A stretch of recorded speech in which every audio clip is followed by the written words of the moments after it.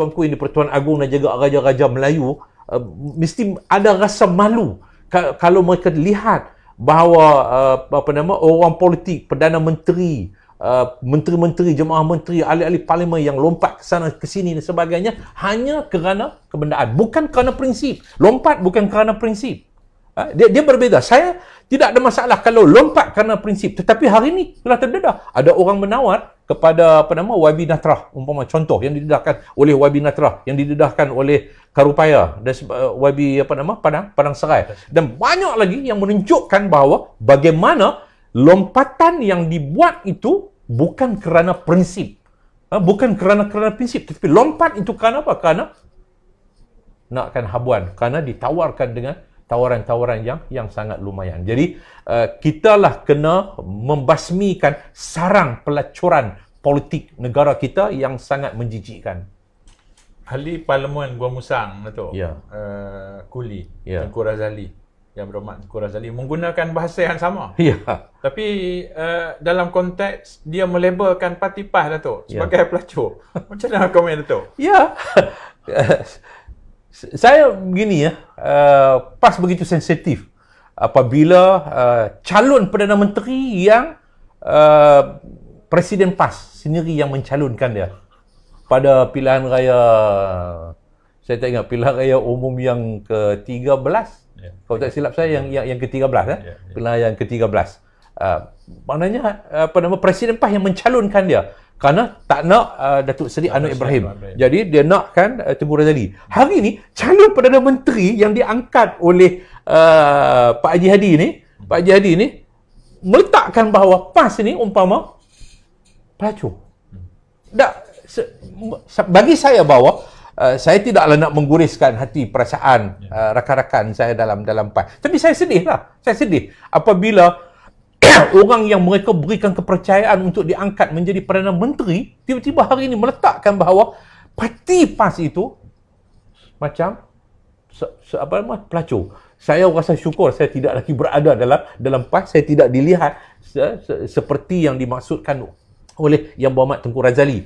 Sebab bagi saya bahawa ini kerana apa? Kerana saya percaya bukan sahaja Tengku Razali, orang lain juga memandang begitu, kerana flip-flop pemimpin-pemimpin PAS. Jadi ini yang menjadikan mereka melihat bahawa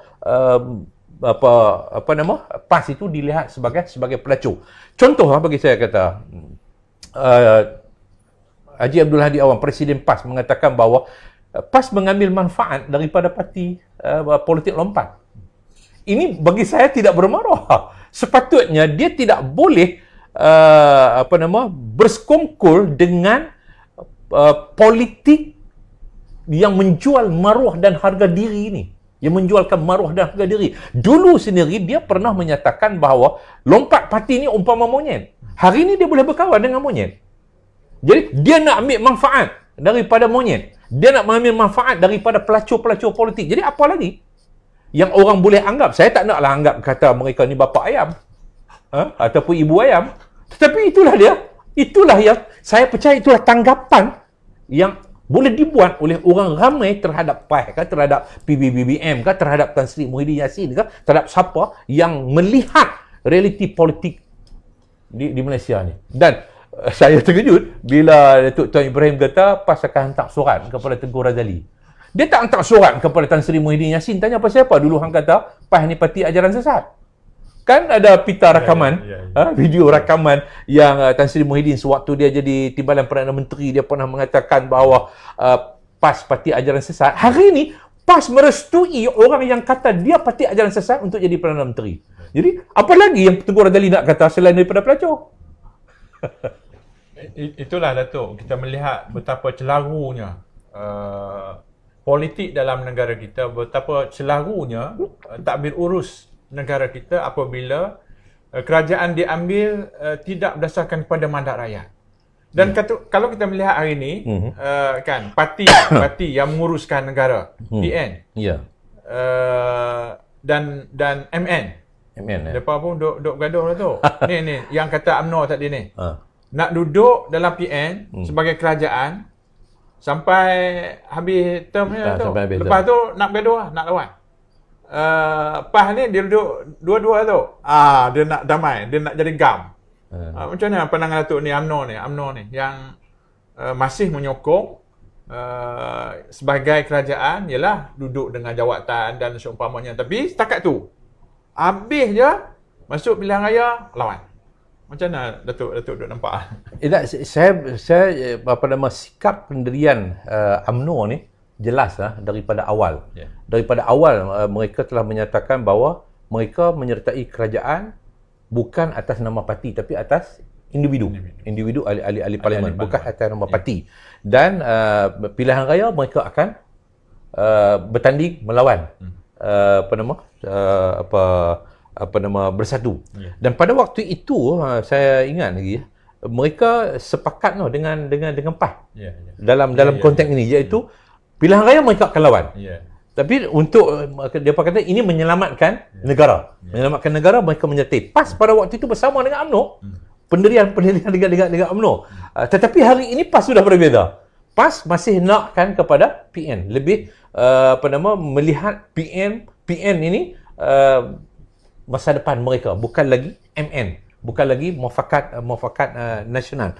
Jadi bagi saya dalam hal inilah dari sudut setiap kawannya, UMNO lebih punya setiap kawan berpegang kepada apa yang mereka janji bersama dengan PAS satu ketika dahulu. Tetapi PAS sudah hilang setiap kawan. Jadi ini yang saya fikir Tengku Razili mengatakan PAS tu pelacur. Sebab pelacur ni dia akan siapa yang mari boleh bagi duit lebih, dia kangkang.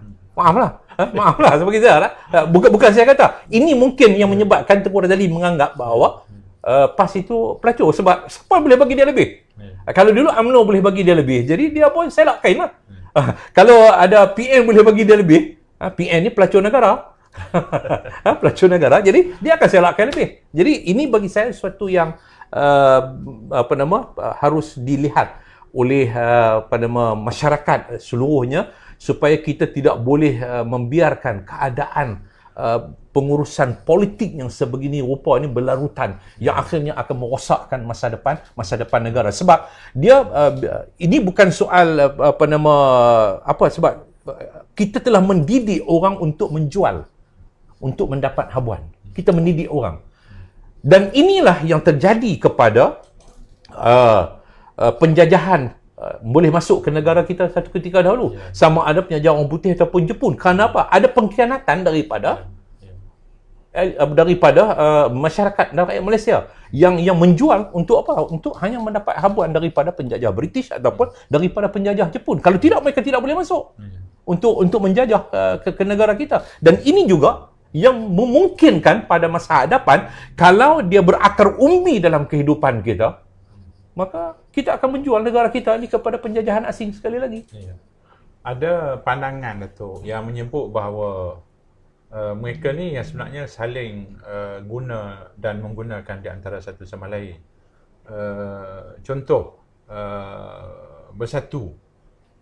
Dalam menghadapi pilihan raya yang akan datang, sudah tentu dia mengharapkan kepada PAS yang agak kuat dari segi grassroots. Sebab PAS ni adalah sebuah parti yang lama.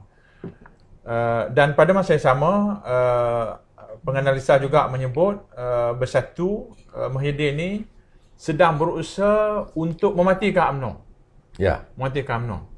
Jadi atas alasan itulah UMNO kata okey, kami akan menyokong sehingga pilihan raya dan sehingga bubar. Itu satulah. Yang keduanya Datuk, dari segi premis untuk tempat nak mengundi nanti. Semua ni premis tempat ni adalah tempat-tempat Melayu. Jadi kalau dia duduk sekali, macam mana dia nak share ni? Macam mana UMNO nak bagi UMNO, PBBM, PAS. Premis dia semua Melayu. Jadi macam mana pandangan Datuk? Ya, saya lebih melihat pertama, saya pernah membuat satu analisis dalam satu temu bual. Saya menjaga bahawa PAS sendiri, balik pada PAS dulu.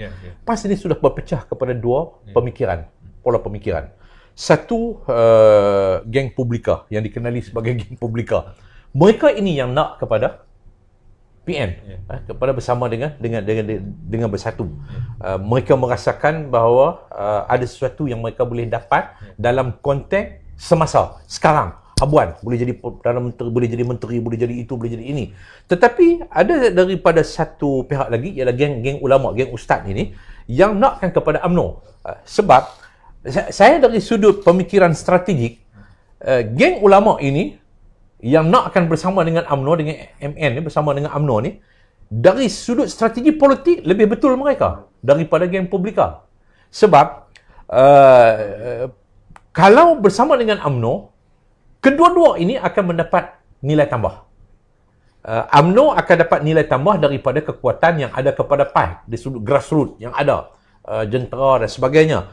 PAS juga akan dapat nilai tambah daripada UMNO yang sudah berakar umbi dalam masyarakat. Kita tidak boleh nafilah dua parti ini, parti yang sudah berakar umbi dalam kehidupan masyarakat kita pada hari ini, khususnya di kalangan orang Melayu di kawasan luar bandar dan juga dalam bandar pun sama ya.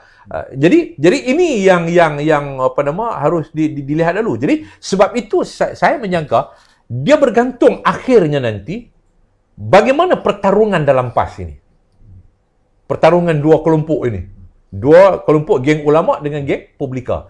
Kalau geng ulama berjaya menggulingkan geng Publika, maka mereka akan kembali kepada bersama dengan UMNO. Tetapi kalau mereka tidak berjaya, saya percaya bahawa dari sudut geng ulama melihat, pemikiran mereka melihat bahawa kalau bersama dengan bersatu yang akan dapat nilai tambah daripada PAS. PAS tak akan dapat nilai tambah daripada UMNO sebab daripada bersatu, sebab bersatu tidak memiliki grassroots ataupun tidak mempunyai kekuatan. Jentera pun taklah sekuat seperti mana yang ada kepada UMNO dan juga kepada PAS. Jadi dia bergantung nanti sejauh mana. Sebab itu bagi saya bahawa PS juga harus melihat secara berhati-hati sebab UMNO yang begitu bertegas sekarang ini, bertegas, mereka kata no bersatu. Pilihan raya nanti no bersatu.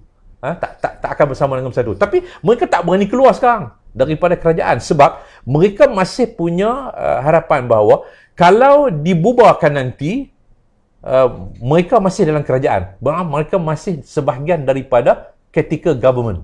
Iaitu menteri-menteri mereka masih lagi boleh berfungsi pada waktu itu pada had-had yang tertentu.